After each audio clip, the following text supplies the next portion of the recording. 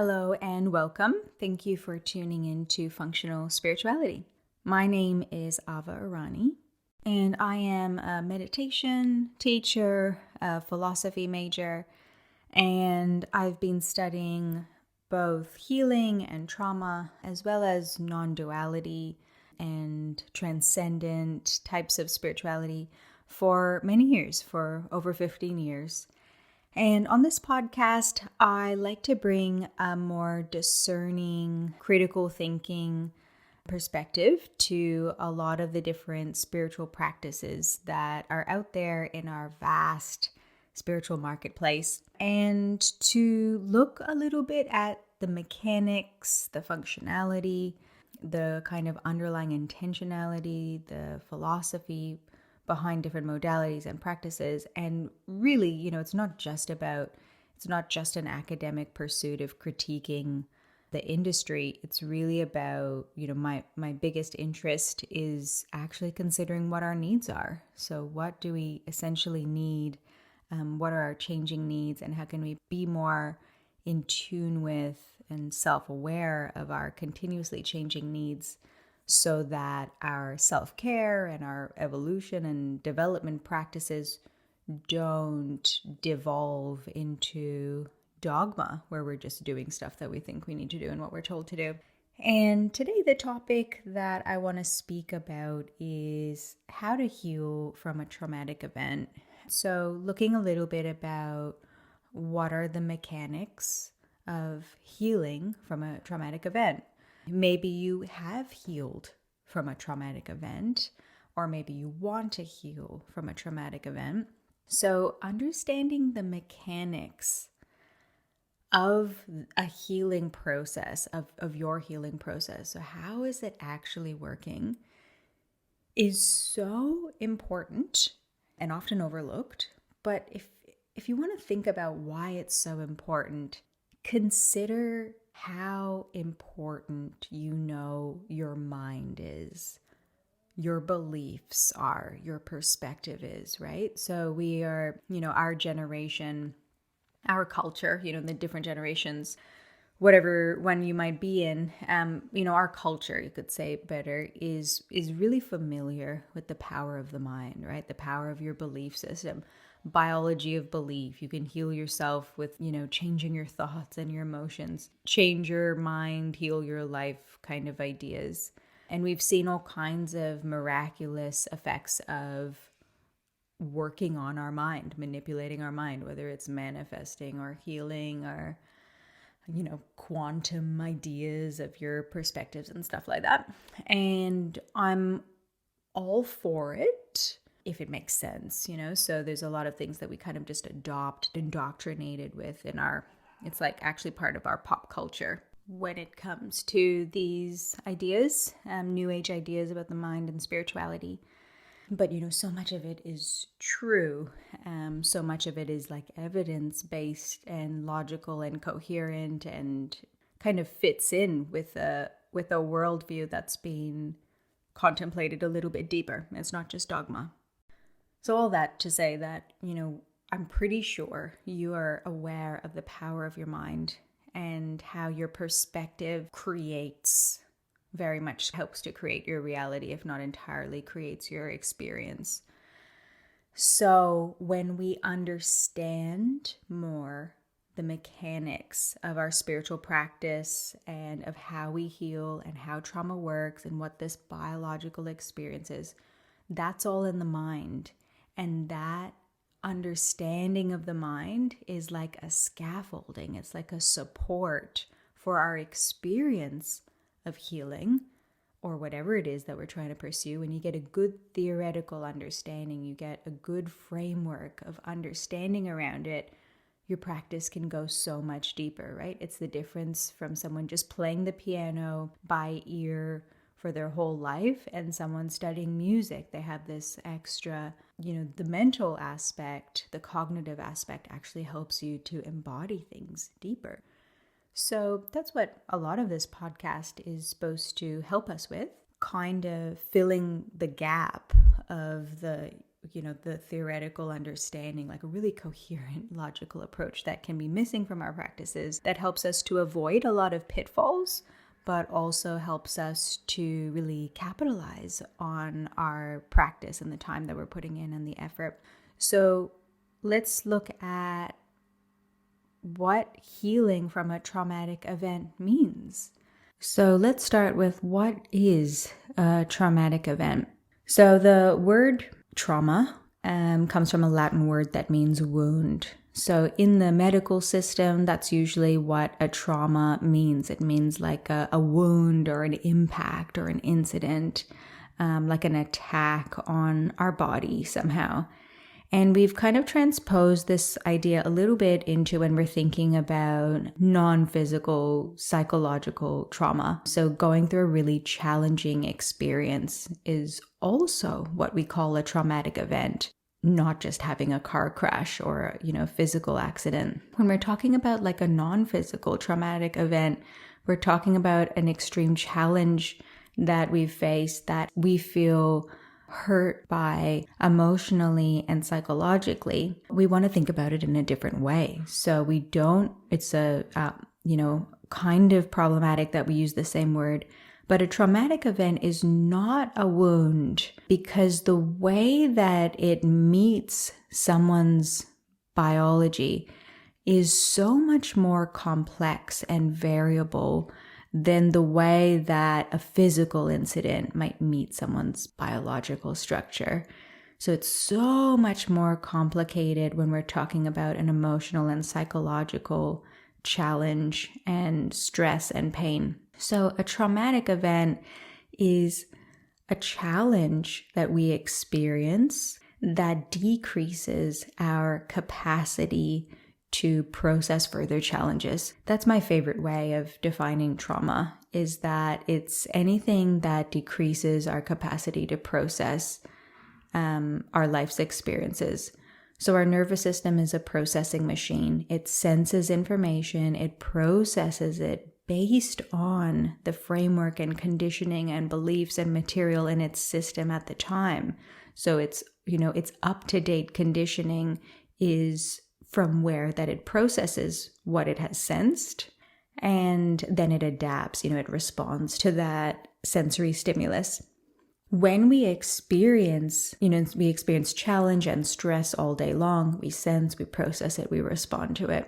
Whenever we sense or encounter a challenge that's too big to process, and it's beyond our capacity to process it. So it's too big. Either it's too big for our capacity, because remember, our system is a processing machine, but has a certain capacity to process. The older we get, the more challenges we face, the more we adapt to challenge and grow, the more capacity we have for challenges. We're thinking about our nervous system just as a biological system, exactly as a muscle faces a challenge, faces a stress through repeated use. And from that, if the challenge is appropriate, if it's an optimal amount of stress, that muscle will grow and be able to then face larger stresses and larger challenges. If the muscle faces a stress and a challenge, lifts something heavier than it's able to, way beyond its capacity, it will get injured from it because it wasn't able to process or face that challenge. So similarly with our nervous system, facing, understanding, processing challenges. So if they're too big to process, they're too complicated, they're too fast, or they're too threatening. So if the stress is too much, it's not a good stress, it's not something we overcome and grow from, it actually becomes a traumatic experience. The stress becomes a traumatic stress. And what that means is that our capacity to process it, based on what our capacity is, that's how much of the challenge will get processed. And whatever is beyond our capacity will not get processed. It'll have been sensed by the system, but it won't be able to be processed by the system. And the idea is that that material that is unprocessed then lives, that input is in our system, remains in our system, whether it's in a chemical way, in a physical tension, in a way the body tried to protect itself when it was reacting. Maybe it's a psychological material that didn't get processed. Whatever it is, it will remain in the system, awaiting a time when it can finally get processed. So this is a biological adaptation of our nervous system that allows it to react really quickly to challenging material. And even if it's not going to be able to fully respond to all of it, we can act quickly and we can use the capacity that we do have to process and respond to make our best guess at reacting as quickly as possible to this incredibly challenging event, whether it's to shut down or ramp up or employ any manner of protection mechanisms, emotions, physical responses. So it will react quickly, but only partially to that stress. And so we're left with that material in our system. So healing from a traumatic event really just means to process that material that's left in our system. There is something living inside of us from the past. That material is taking away, it's holding place in our system, taking from our capacity to process new challenges that come up in the present moment. So it's material from the past that's affecting the way we can be present. And you may have heard me before give an example of a cup that's full. So when our cup is filled with material, we've got a couple of deadlines. We're feeling anxious about that. That experience was painful. And also there's been some stuff building up for a few months. And there was also something really big last year that we've never even kind of looked at.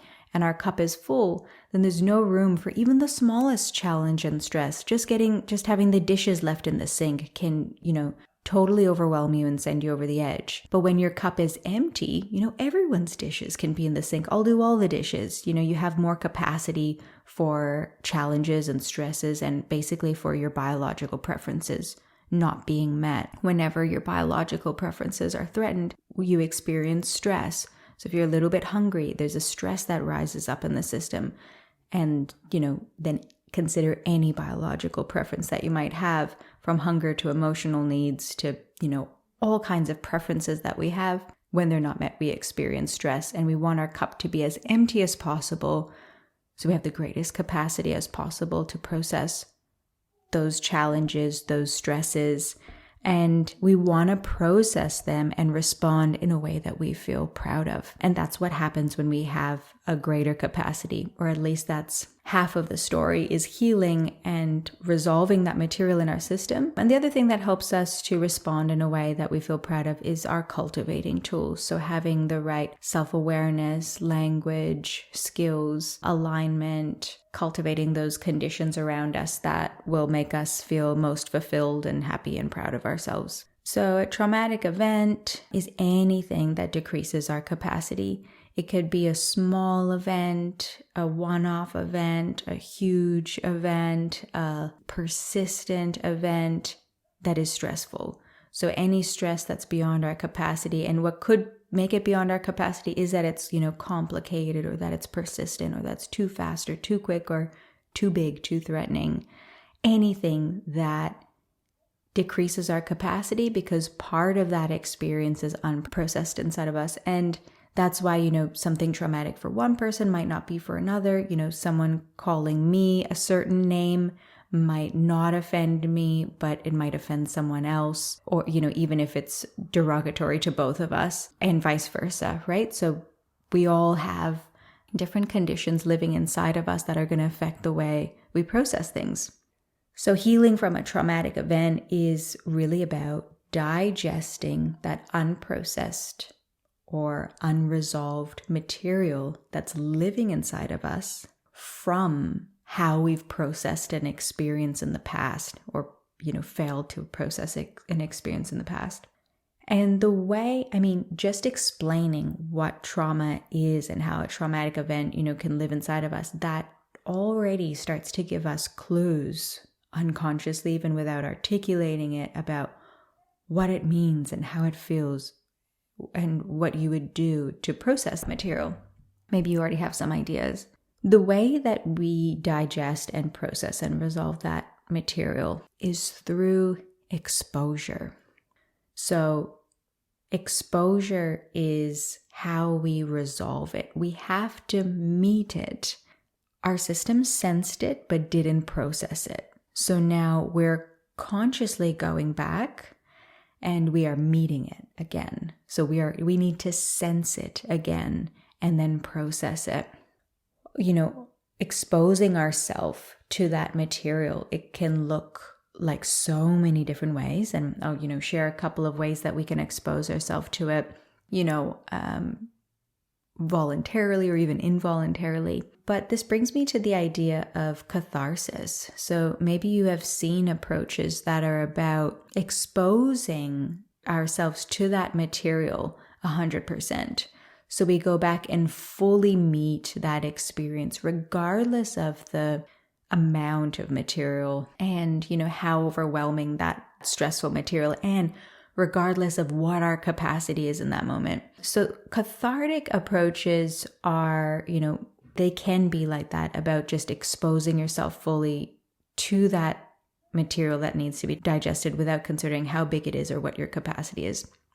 The approach that I mostly like to take is more of a kind of containment approach. So I don't use too many cathartic kind of modalities. However, I do believe that catharsis is necessary for healing. So catharsis looks like, if you could imagine like having a really big cry or having a lot of emotion well up inside you and having a big scream or running around or punching the pillow. So like really feeling the height, the peak of that painful material inside, that stress inside of us, and feeling the pain of it and kind of having a big reaction. So cathartic approaches are kind of about facilitating that, like going directly into that, trying to get that kind of response, with the idea that that big response is what will heal you. Where the approach that I lean more to is about really kind of allowing the body to go into whatever kind of healing path it most wants. So it's kind of trusting that the body will find the level of processing that it is best going to do. So where, some approaches really celebrate and prioritize and epitomize, having the biggest release possible. There's a lot of criticism for that kind of approach, that although there's a huge catharsis and although you feel really light afterwards from having such a huge energetic kind of experience, emotional, energetic, that energy just pounding through the system, it doesn't necessarily have the effect of actually healing that. There might be some little bit of a placebo effect, but there's the huge criticism that it's actually just running that trauma and running that stress through the system. The problem is that the system didn't have the capacity to process it, didn't have the regulation or the understanding, the perspective, and now it's just all happening again. So although there's a lot of speak about how healing it is and kind of hype around it, it might not actually have that approach. Or have that effect. The way that I would recommend is to expose very little of that material. Expose the only kind of criticism of only exposing yourself to a little bit is that it would be too slow. But you expose yourself a little bit to actually gauge what's going on here. You think back to the event, you contemplate it. You don't need to fully have I'm thinking of like a breath work or a rebirthing where you're hyping up and stimulating the system, activating the system very much, and then thinking about it so that you have like this huge release about it. Just start by kind of contemplating, reflecting what was painful for me and how. And depending on the experience, it might be incredibly overwhelming, and then you just stop. And just stopping that's the perfect amount of digestion that you've done. It might bring up material for a while that you can slowly expose yourself and digest. So there's so many ways that you can meet this material. Typically we speak about top down and bottom up ways. So more through the thoughts and reflection and through the mind, or more through the body and through the sensations and the emotions and through movement. But that material inside us is so complicated. So it could be sensations or images. No one from the outside can tell you. There's no manual that's going to say, first you're going to see a sensation, then you're going to see an image, then you need to think these 3 questions, and then you need to move your head from side to side. That's that manualization of our experience is really that old paradigm of healing, saying this is the recipe and all nervous systems follow this. What we can say about all nervous systems is that they are the most complicated and sophisticated instruments known to man, is our human nervous system. So really we want to have a lot of attunement, a lot of slowness, a really good understanding of what we need to do. And then we need a few different modalities, a few top-down and bottom-up modalities. Whether it's the support of someone guiding you through those modalities, whether it's talk therapy or somatic therapy, you're going to then try those modalities as a way of entering into your nervous system and allowing it to speak to you. Asking it always having this inquiry. What do I need? What's going on inside me? What do I need? What's going on inside me? And then exposing yourself to that stressful stimulus and material again. A little bit more material comes up. What do I need? What's going on inside me? What do I need?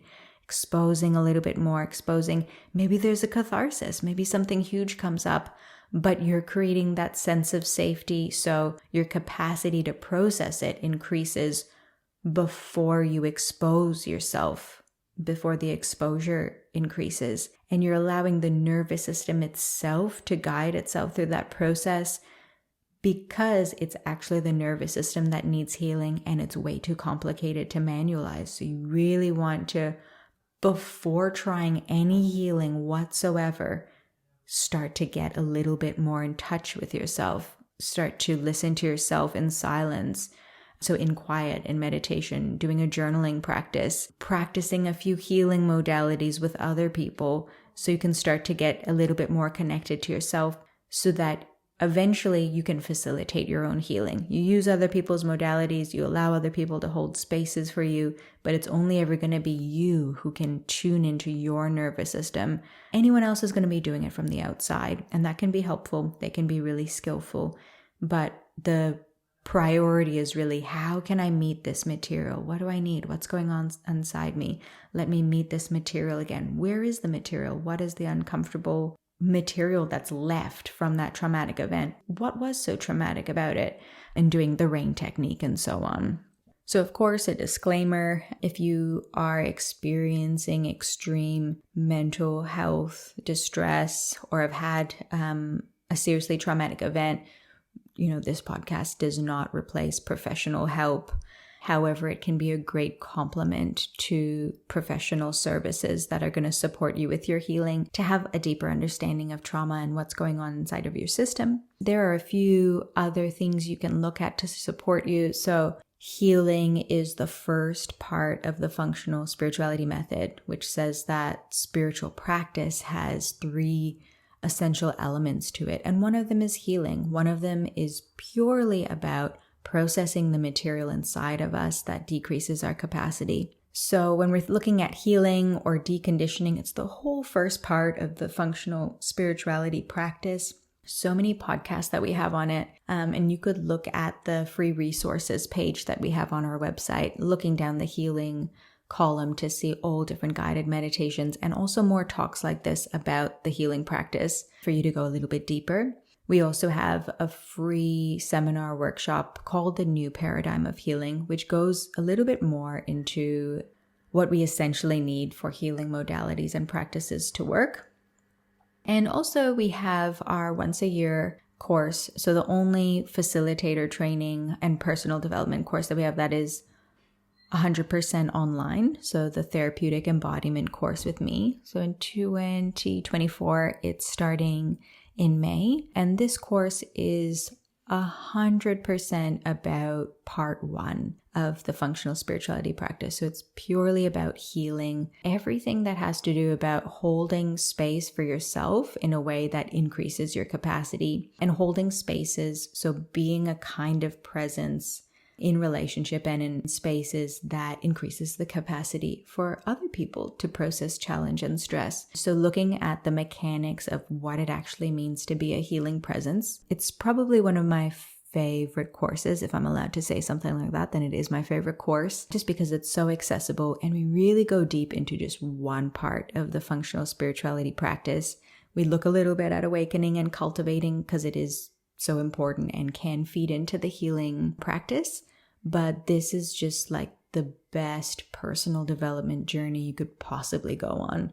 How to be a healing presence for yourself, how to be a healing, loving, open-hearted presence for others in this new paradigm of healing way, which is really saying that healing is like a mode of being. So it's not about mastering skills and modalities, although you will like learn a modality to hold that space. That's absolutely not the key ingredient. It's not the modality. It's the energy, the intention, the functionality, the kind of mechanics of the presence that we're holding. So how to be regulated, self-aware, aligned, boundaried, how to live from a deeper place, so how to be kind of an example, a model of that functional spiritual practice, which is about living from that deeper place, not on the surface of our life with the speediness and reactivity of our culture.